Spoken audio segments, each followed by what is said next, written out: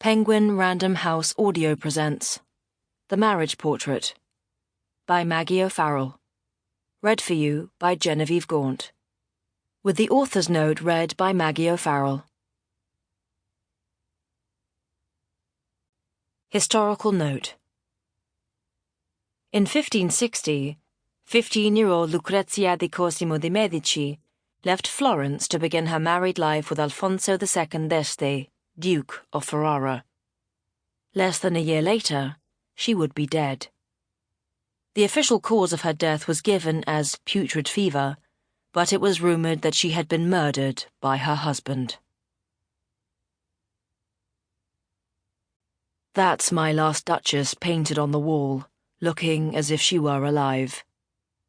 From My Last Duchess by Robert Browning. The ladies are forced to follow the whims, fancies and dictates of their fathers, mothers, brothers and husbands, so that they spend most of their time cooped up within the narrow confines of their rooms, where they sit in apparent idleness, wishing one thing, and at the same time wishing its opposite, and reflecting on various matters.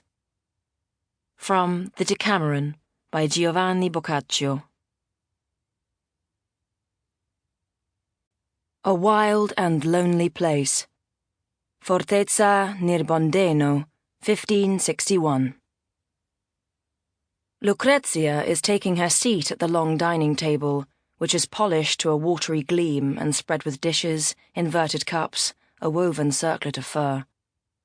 Her husband is sitting down, not in his customary place at the opposite end, but next to her, close enough that she could rest her head on his shoulder should she wish.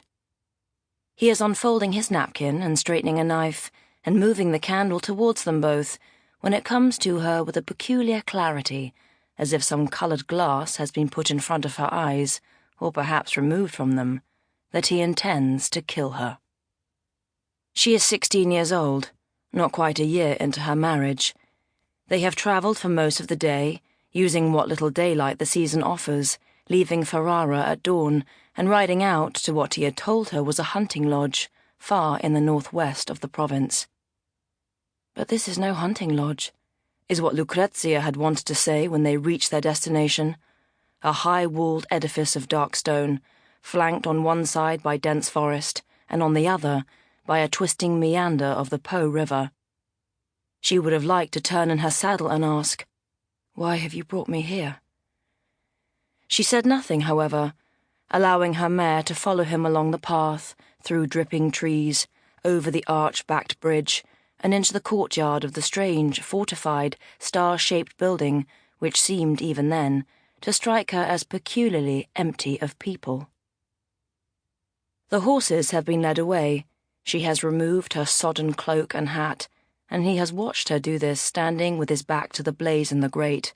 And now he is gesturing to the country servants in the hall's outer shadows to step forward and place food on their plates, to slice the bread, to pour wine into their cups, and she is suddenly recalling the words of her sister-in-law, delivered in a hoarse whisper, "You will be blamed." Lucrezia's fingers grip the rim of her plate.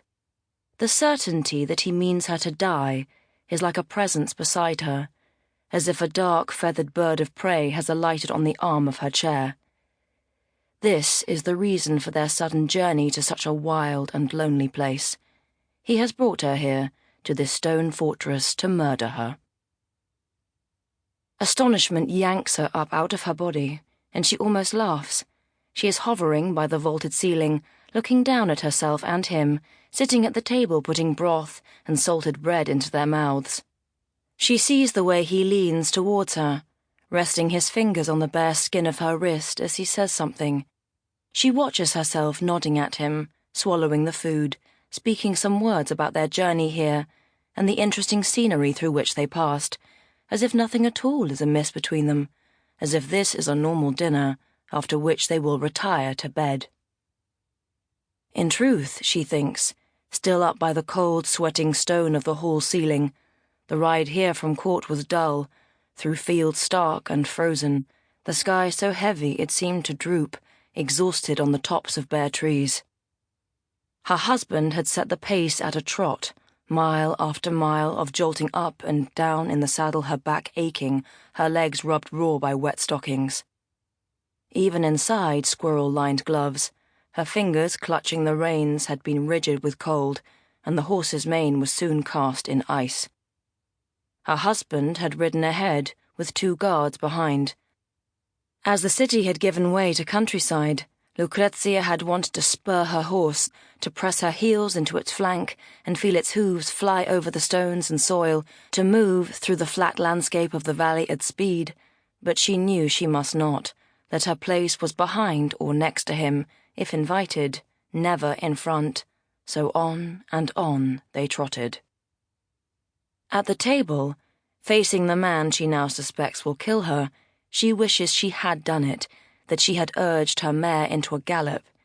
She wishes she had streaked by him, cackling with transgressive glee, her hair and cloak lashing out behind her, hooves flinging mud.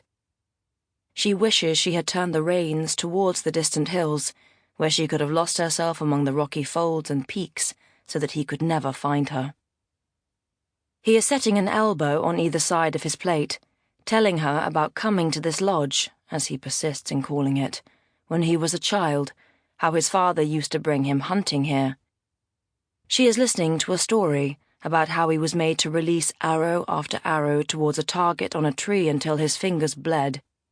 She is nodding and making sympathetic murmurs at appropriate moments, but what she really wants to do is look him in the eye and say, "I know what you are up to." Would he be surprised, wrong-footed? Does he think of her as his innocent, unworldly wife barely out of the nursery? She sees it all. She sees he has laid his scheme so carefully, so assiduously separating her from others, ensuring that her retinue is left behind in Ferrara, that she is alone, that there are no people from the Castello here, just him and her, 2 guards stationed outside, and a handful of country servants to wait on them. How will he do it? Part of her would like to ask him this. The knife in a dark corridor, his hands about her throat. A tumble from a horse made her look like an accident. She has no doubt that all of these would fall within his repertoire. It had better be done well, would be her advice to him, because her father is not someone who will take a lenient view of his daughter's murder. She sets down her cup. She lifts her chin. She turns her eyes onto her husband, Alfonso, Duke of Ferrara, and wonders what will happen next. The Unfortunate Circumstances of Lucrezia's Conception. Palazzo, Florence, 1544. In the years to come, Eleonora would come to bitterly regret the manner in which her 5th child was conceived. Picture Eleonora in the autumn of 1544. She is in the map room of the Florentine Palazzo, a chart held close to her face.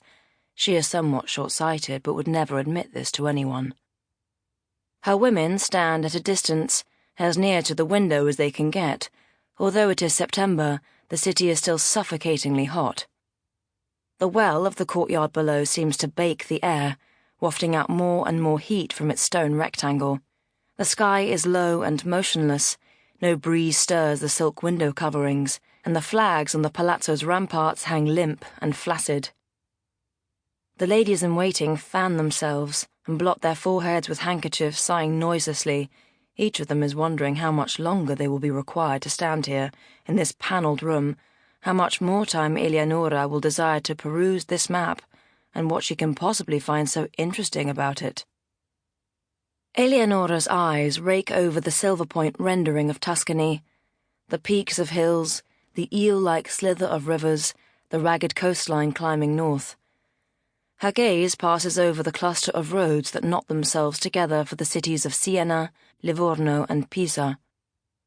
Eleonora is a woman all too aware of her rarity and worth.